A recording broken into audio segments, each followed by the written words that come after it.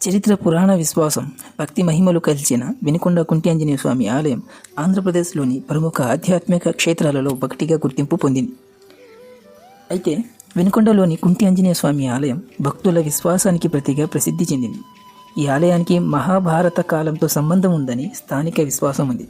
పాండవుల తల్లి కుంతిదేవి ఇక్కడ ఆంజనేయుడిని ప్రార్థించిందని చెబుతారు. అందుకే ఈ ఆలయానికి కుంటి ఆంజనేయ స్వామి అనే పేరు వచ్చిందని నమ్ముతారు. కోరికలు నెరవేరితే ప్రత్యేక పూజలు, వడమాల సమర్పించడం ఆనవాతిగా వచ్చింది. హనుమంతుడు అయితే భక్తులకు కష్టాలను తొలగించే దైవంగా పూజలు ఇక్కడ అందుకుంటున్నాడు.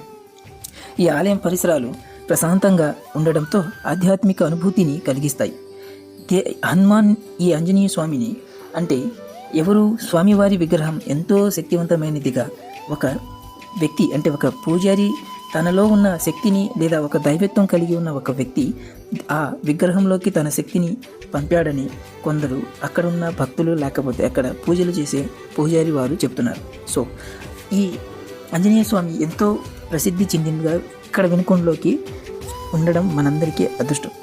అయితే స్థానికులు ఈ ఆలయాన్ని ఎన్నో తరాలుగా భక్తి శ్రద్ధలతో సంరక్షిస్తున్నారు.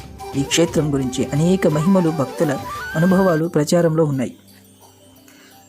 అయితే పై చరిత్రలో కుంతిదేవితో సంబంధం ఉన్న అంశాలు స్థానిక పురాణ విశ్వాసాల ఆధారంగా చెప్పబడినవి.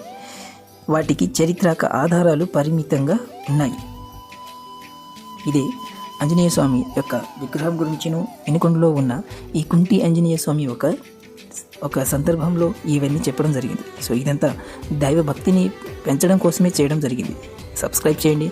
మరిన్ని దేవాలయాలు, మరిన్ని చూడదగిన ప్రదేశాలను చూపిస్తానని ఈ ఛానల్ నుంచి, మిస్టర్ బ్రూస్ అనే ఈ ఛానల్ నుంచి దేవుడు మీకు మేలు చేయునుగాక.